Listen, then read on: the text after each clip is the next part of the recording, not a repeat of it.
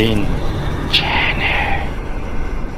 အားလုံးမင်္ဂလာပါ Link channel နဲ့ပြန်လဲကြိုဆိုလိုက်ပါတယ်ဒီကနေ့တင်ဆက်ပေးတော့မှာကတော့ AI နည်းပညာဗီဒီယိုလေးဖြစ်ပါတယ် AI နည်းပညာနဲ့တခြင်းရေးတာနေအပိုင်း1 Okay အပိုင်း1ကိုကျွန်တော်တင်ထားပေးပါတယ်အကယ်လို့မကြည့်ရသေးဘူးဆိုရင်မိတ်ဆွေတို့အနေနဲ့တွားပြီးတော့ကြည့်လို့ရပါတယ်เนาะဒီမှာဆိုရင် Premium Unlocked version နဲ့ VIP ရအောင် down နေပေါ့เนาะဘာကွာလဲဆိုရင်ကွာပါတယ်တော်တော်လေးကွာပါတယ်ကျွန်တော်တို့ Play Store မှာဆိုရင်ဒီ app ကိုအလွယ်တကူ down လို့ရတယ်เนาะဒါပေမဲ့limit ရှိရယ်เนาะ limit ရှိပြီးတော့ feature တွေတိတ်ပြီးတော့အကုန်တုံးလို့မရပါဘူးအကုန်တုံးမယ်ဆိုရင်တော့ဒေါ်လာနဲ့ပေးရတဲ့အပိုင်းလေးရှိမယ်တကယ်လို့ဒီ Premium Unlocked version ကိုတုံးမယ်ဆိုရင်ပေါ့เนาะဟိုVIP ရတဲ့အပြင်ကိုပတ်စံတပြားမှပေးစီရမလို့ပေါ့เนาะအကုန်လုံး free တုံးလို့ရမှာဖြစ်တယ်Chat AI download လုပ်ရမယ့် link တွေကိုကျွန်တော်ဒီ video ရဲ့ description မှာကျွန်တော်ချထားပေးတယ်။အကယ်လို့ description မှာ link ကိုနှိပ်လို့မရဘူးဆိုရင် comment ရဲ့ပထမဆုံးမှာကျွန်တော်တင်ထားပေးပါတယ်။ဒါဆိုရင်အချိန်ဆွဲမနေတော့ပဲကျွန်တော်တို့စကြလိုက်ရအောင်။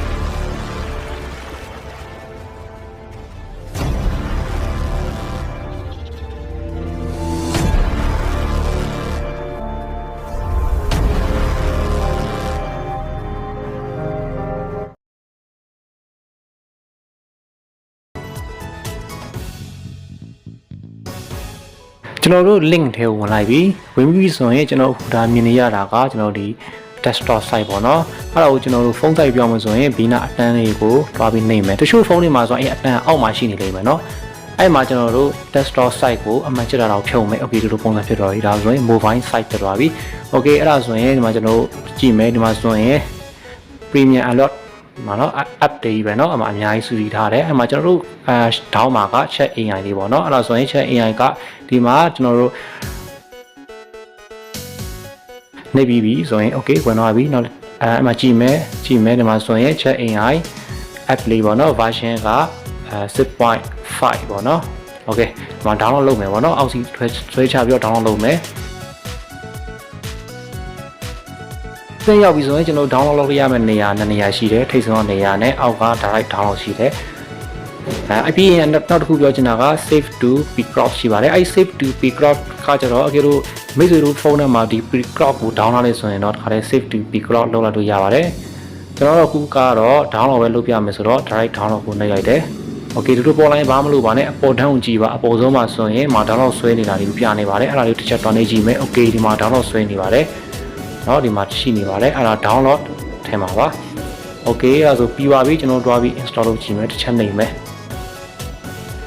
install လုပ်လိုက်တာနဲ့မိတ်ဆွေတို့ရဲ့ဖုန်းမှာ install တက်ရမယ်ကျွန်တော်မှ၄ခုပြနေတာကကျွန်တော်က installer ၄ခု down ထားလို့ပါဒါဆိုရင်ဒါတော့ကျွန်တော် install မလုပ်ပြတော့ပါဘူးလူချင်းမလို့ install လုပ်ကြည့်ပါ okay ဒီလိုပေါ်လာပြီဆိုရင်ဘာမှလုပ်စရာမလိုဘူးဒီမှာ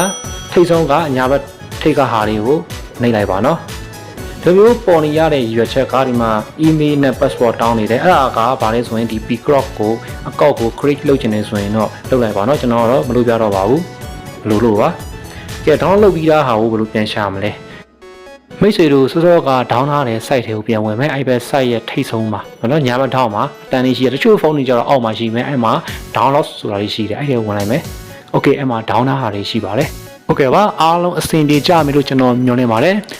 ကျွန်တော်ဗီဒီယိုလေးဟာမိတ်ဆွေတို့အတွက်ကျိုးရှိမယ်ဆိုရင်ကျွန်တော်ရဲ့ဗီဒီယိုလေးကို like လေးလုပ်သွားပေးကြပါဦးခင်ဗျ subscribe လုပ်ရတဲ့သူများလည်း subscribe လုပ်ပြီးဖို့ကျွန်တော်မြတ်တာရက်ခံချင်ပါတယ်ဟုတ်ကဲ့ပါဆက်လက်ပြီးတော့ကျွန်တော်နည်းပညာနဲ့ဆိုင်ရာ sharing ဗီဒီယိုလေးများကိုဆက်လက်တင်ပြတော့မှာဖြစ်ပါတယ်ဖြစ်ကျွန်တော်ရဲ့ဗီဒီယိုလေးများကိုဆက်လက်အားပေးကြပါဦးခင်ဗျဟုတ်ကဲ့ပါမင်္ဂလာရှိသောနေ့လေးများကိုပိုင်ဆိုင်နိုင်ကြပါစေ